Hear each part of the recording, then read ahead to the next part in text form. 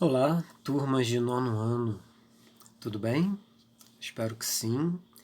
E nós estamos agora iniciando mais um vídeo a respeito daquele material didático carioca que foi distribuído nas escolas municipais do Rio de Janeiro, lá no início do ano de 2020, por volta de março, fevereiro, março, e que aborda ou abordaria o primeiro semestre de 2020. Dando continuidade a, a esse estudo, nós vamos aqui na página 16, que foi onde nós terminamos o último vídeo. Então essa é a continuação. Então vamos lá na leitura, acompanhe. Comparar textos é sempre muito bom para seguir aprendendo cada vez mais.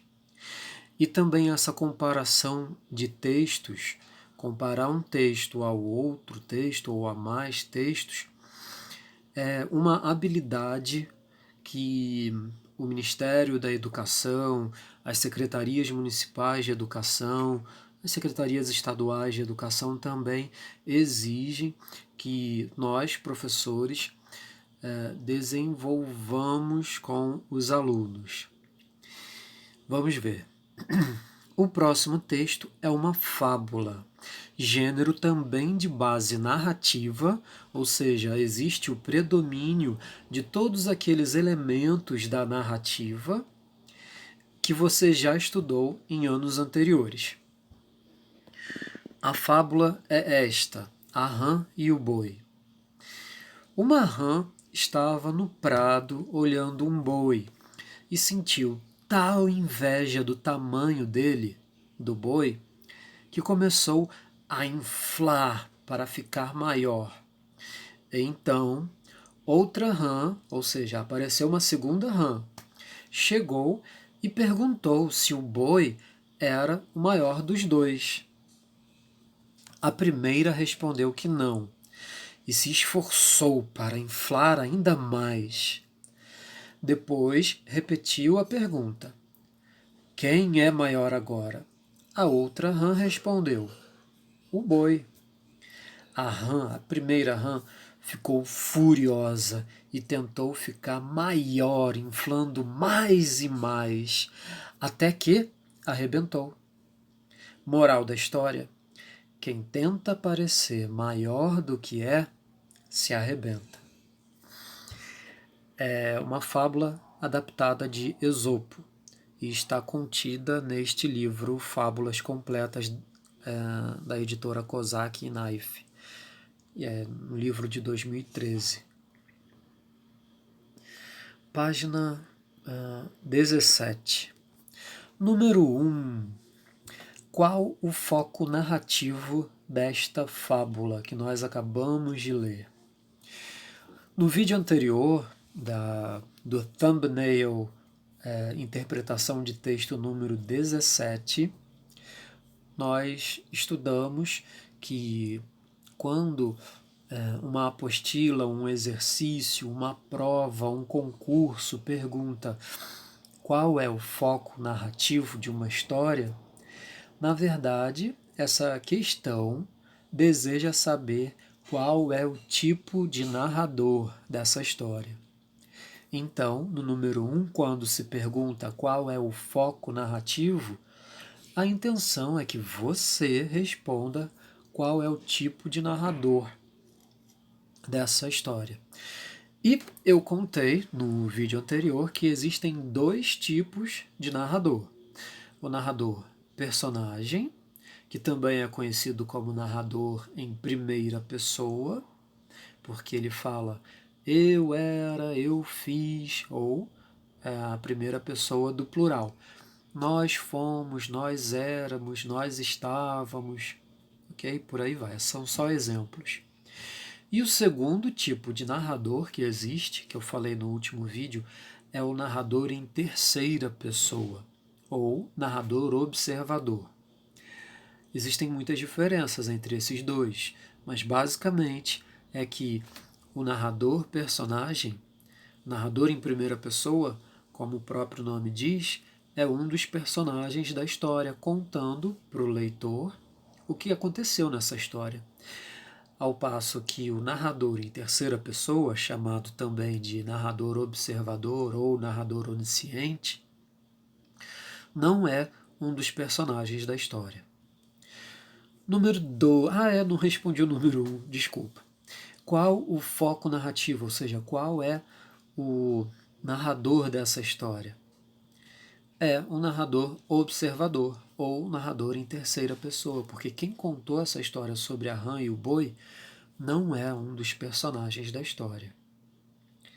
E só para lembrar, nessa história havia 3 personagens: uma rã, um boi e depois uma outra rã que chegou em seguida. Número 2. Transcreva um trecho em que tenha sido utilizado o discurso indireto.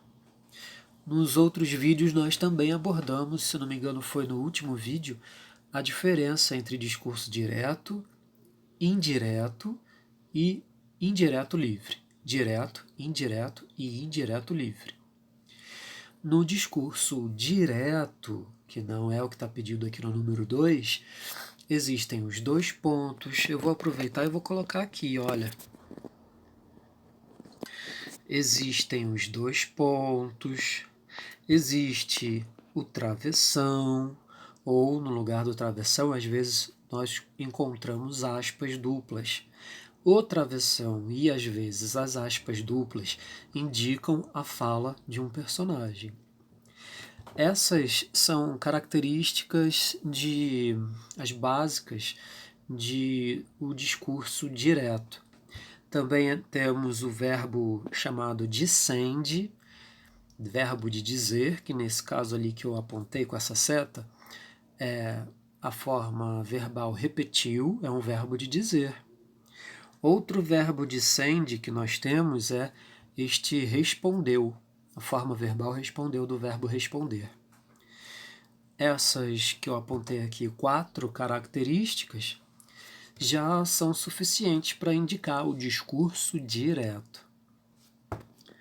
E no discurso indireto, que é o número 2 está pedindo, transcreva um trecho em que tenha sido utilizado o discurso indireto. Você tem 2 possibilidades. A primeira está aqui, ó. Opa, vou botar a setinha. Outra rã chegou e perguntou se o boi era o maior dos 2. Esta frase é uma possibilidade de resposta para esse número 2. A outra possibilidade de resposta para o número 2, que está no discurso indireto, é esta daqui, olha. Cadê? A primeira respondeu que não.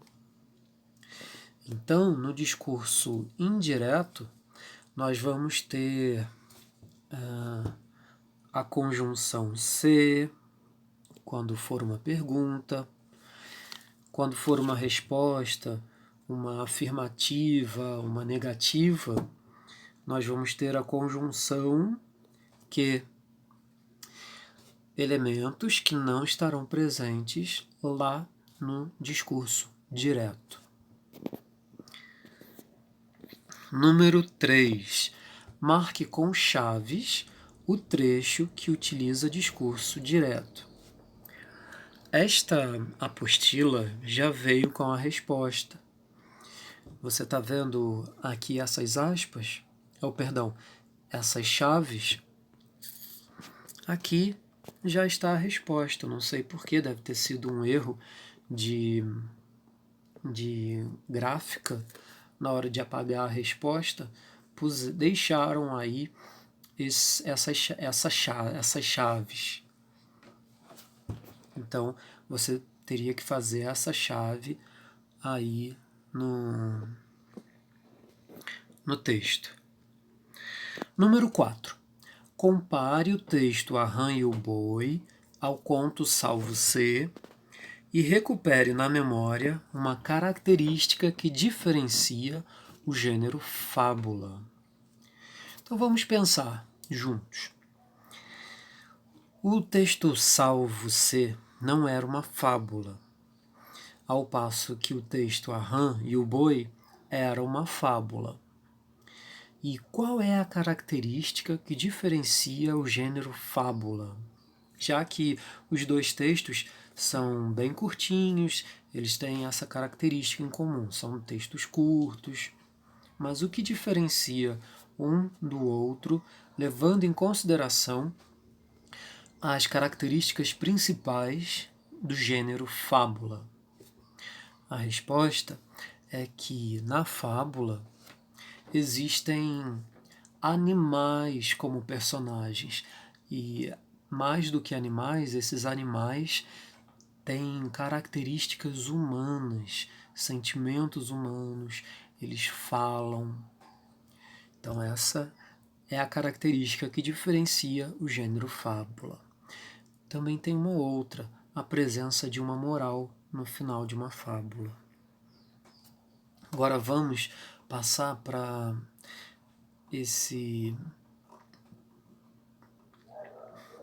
essa caixa, esse retângulo grande de fundo amarelo. O hábito de ouvir e contar histórias acompanha a humanidade no tempo e no espaço.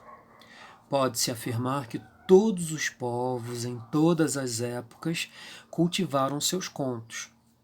Inicialmente anônimos, preservados pela tradição, mantiveram costumes e valores, contribuíram para explicar a história e a cultura das sociedades. Da compilação dos contos mais conhecidos de As Mil e Uma Noites, no final da Idade Média, aos contistas contemporâneos, a narrativa curta é recebida com um especial interesse pelos leitores. Por que será? De acordo com os movimentos artísticos que cada época produziu e os estilos dos autores, novos contos surgiram, diferenciando-se dos populares e infantis. E aí você vai ter como os contos de terror, os contos de mistério, os contos sombrios, os contos fantásticos, os contos de humor, os cômicos, os religiosos, os realistas, os regionalistas, os psicológicos, os minimalistas, etc. Agora tem uma parada literária. Antes de seguir, sugerimos que você faça memória junto com seus colegas ou suas colegas sobre as suas histórias preferidas. Que tal um momento de contação dessas histórias? Combine com seu professor ou com sua professora. Ok, vai ser difícil durante a pandemia fazer essa atividade. Vamos a mais alguns textos? Continue comparando, porque a ideia é fazer com que você exercite essa habilidade de comparar dois ou mais textos a fim de verificar o que eles têm de comum ou de diferente. Texto 1. Fui me confessar ao mar. O que ele disse? Nada. Quem escreveu isso foi Lígia Fagundes Telles. Texto 2.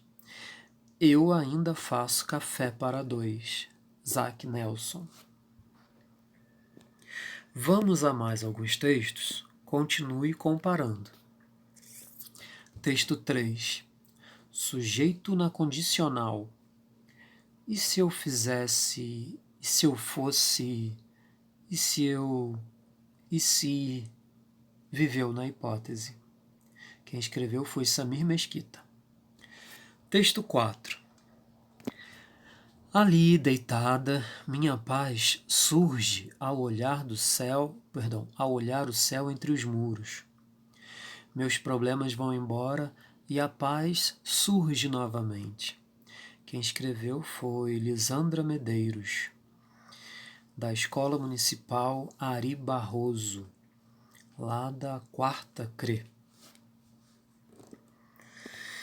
Número 1. Os 4 textos contam histórias. Qual a característica comum entre eles? O que eles têm em comum? Bom, eles têm algumas coisas em comum. Destaco 2. Primeiro, o fato de eles serem curtos, e segundo, o fato de, com poucas palavras, portanto, dizerem muito. Então, em outras palavras, por meio da concisão, certo? Algo conciso, algo enxuto, curto, com poucas palavras, ser capaz de dizer muito, de informar muito, de manifestar muitas possibilidades de interpretação. Afinal de contas, é a literatura, é a arte. Número 2.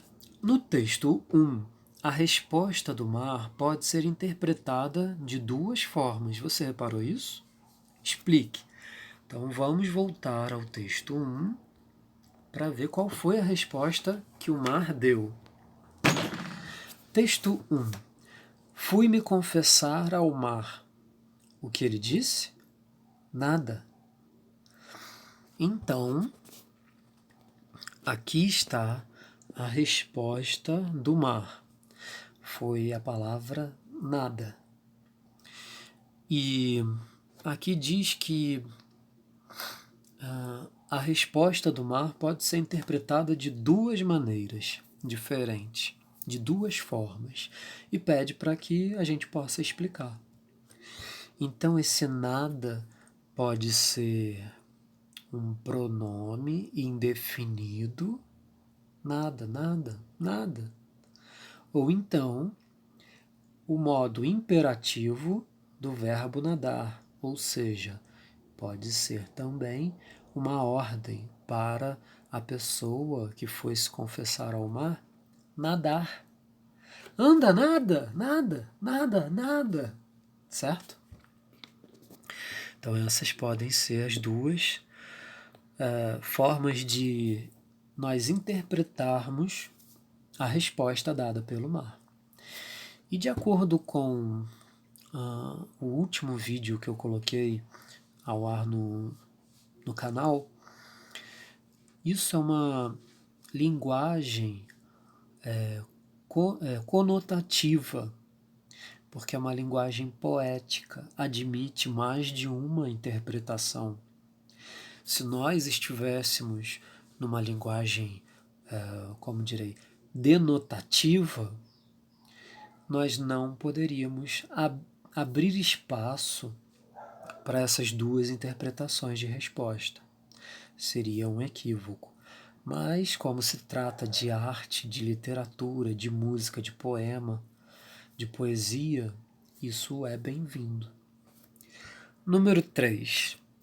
No texto 2, que informação implícita pode ser inferida, deduzida, compreendida pelo uso da palavra ainda? No texto 2, olha, eu ainda faço café para 2.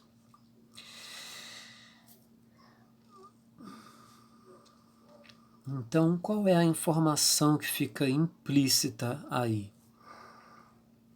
No uso da palavra ainda.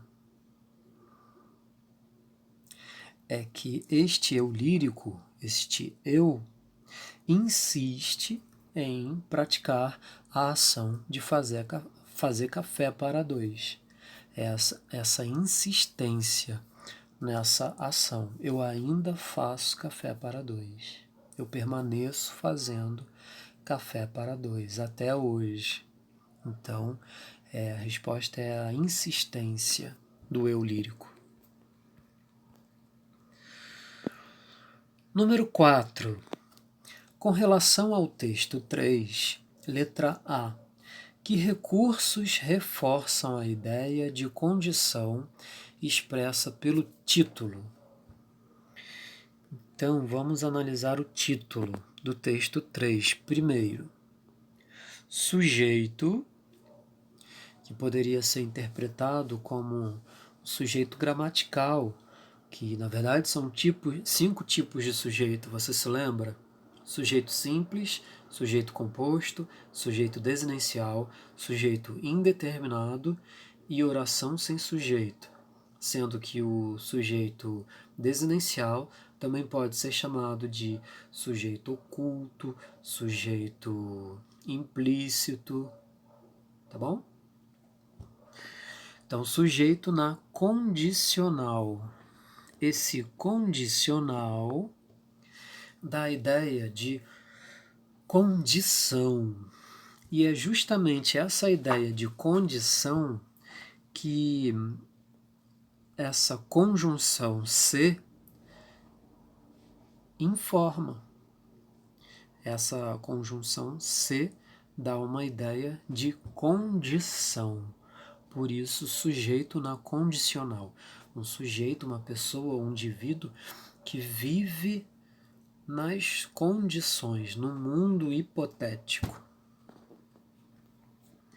E aí, letra A. Que recursos reforçam a ideia de condição expressa no título?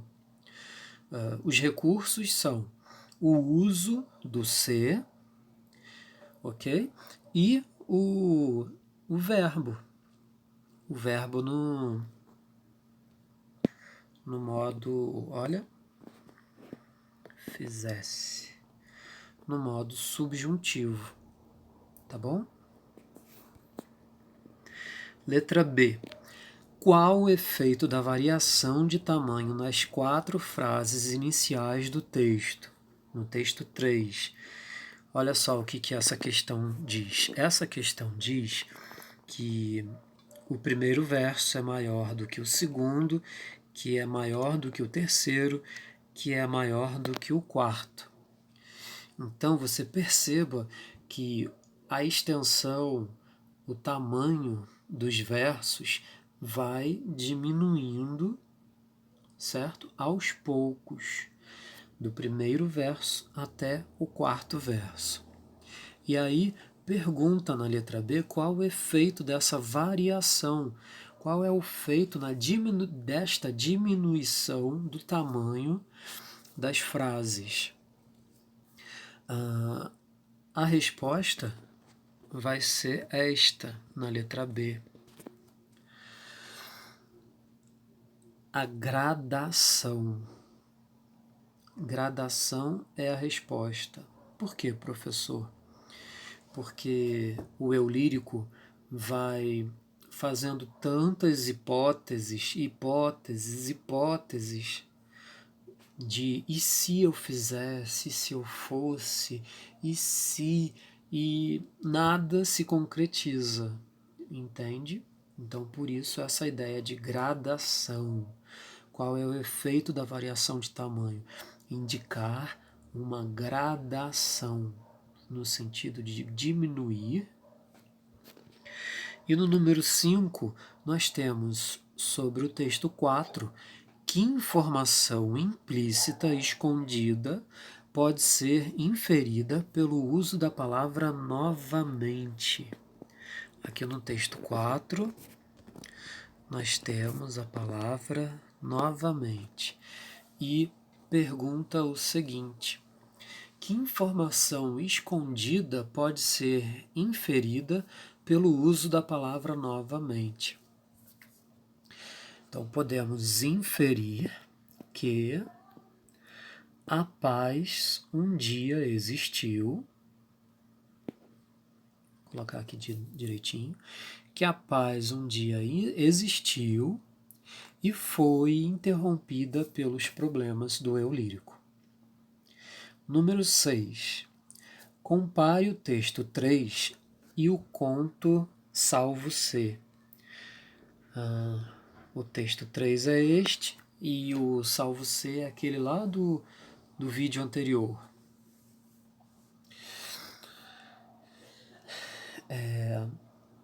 Esse eu lírico do texto 3 acabou que não realizou nada, ficou somente no campo das ideias, das hipóteses, das condições. E se eu fizesse, e se eu fosse?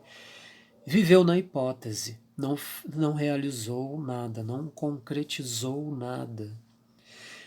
E de maneira semelhante, aquele personagem lá do texto Salvo-se também não fazia nada, não executava nenhuma ação, porque ele sempre dizia: eu vou, a não ser que, ou salvo-se cair uma tempestade, tá bom? Então, comparando o texto 3 com o conto Salvo-se, nós temos essa semelhança que os dois personagens não realizaram ação nenhuma na vida, ficaram no mundo da hipótese, no mundo dos desejos, das esperanças, das expectativas. Este vídeo já está com 26 minutos e vou ficar por aqui, senão o meu editor de vídeo não fica com espaço suficiente para editar. Então, no próximo vídeo, nós vamos continuar aqui da página 19. Um abraço, obrigado por você ter chegado até aqui e nos vemos no próximo vídeo. Um abraço.